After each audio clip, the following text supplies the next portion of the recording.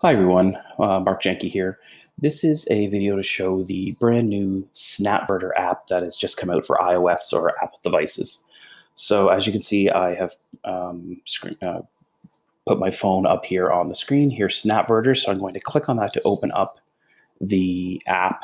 So once I'm in Snapverter, I have a few options here. This is the main screen. If I click on the three lines up at the top, it'll bring up my home, my voice settings, and then also sign out. You'll see that my license is good until September of later this year. So it'll be good for the rest of the year. So it's going to click on the X to go back. Down here at the bottom, I have, excuse me, sorry about that. Let's bring that back. Sorry, I have a garbage can, obviously, for delete. And then this is like an upload button, but we'll get to all that. So here we go. So let's say I have a sheet of paper and I want to take a picture of it so I can create a PDF and send it to my students. So the first thing I'm going to do is I'm going to click on the plus, and it'll bring up my three options. I can take a quick capture, I can take a picture, I can grab a file from somewhere, or I can take something from the camera roll. For this example, I'm actually going to do a quick capture so you can see taking a picture and how long it takes for it to convert the file. So I'm going to click quick capture. And then this opens up my camera. So I looked up my phone, happen to have a sheet of paper right over here at the side. So I'm going to try to get it set up reasonably well. And then I'm going to take my picture.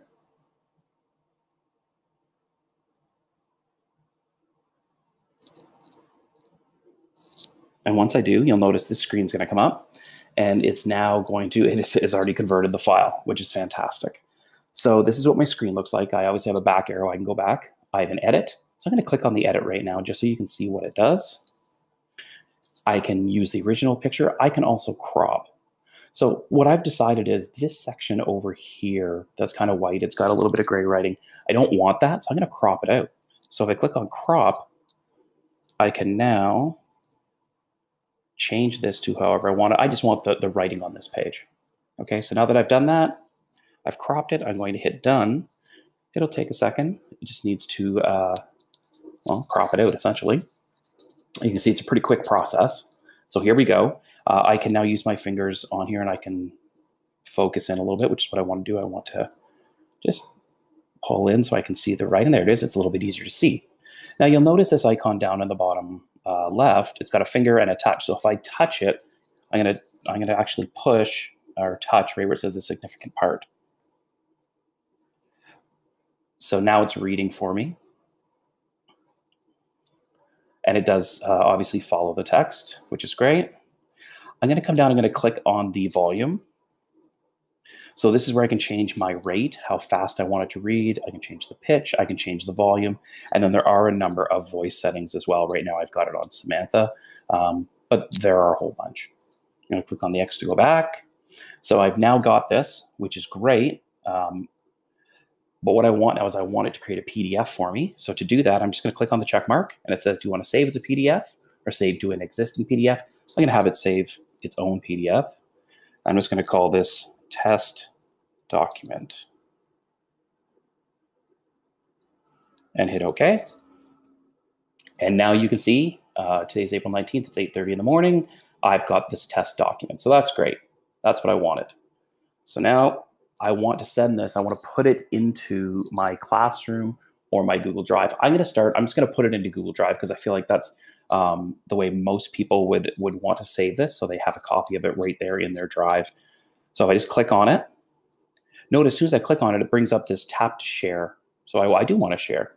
So here's how I'm going to share it. I'm going to click on right here, down at the bottom right, and up comes all the places I could airdrop it. If I have a Mac computer, what I really want to do is I'm going to scroll across until I find my drive, okay? So I'm going to click drive. I need to make sure I'm signed into my drive, of course, on my device. It's asking me down here where I want it. So it's going to go into TLDSB, which is great. So I'm going to click that. It is going to make sure that I am signed in. So I click on my profile. And it's going to ask me folder. I just want it in my drive.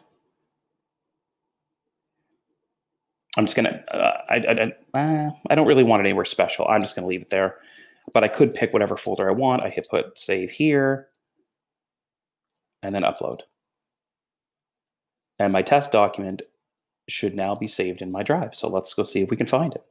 So here on my device, I'm going to Google, go to my drive, or I could do this on my laptop. When I come in here, there should be a document just saved in here called test document. And there it is right there. And then if I want to open it on my computer, I could open it on my computer, and I could use Google Read and Write on my computer, my Chromebook, whatever, if I'm using a laptop and so on. So that's how easy it is to use the new iOS version of Snapverter. So I hope that helps. If you have any questions, please feel free to contact the tech department. Have a great day.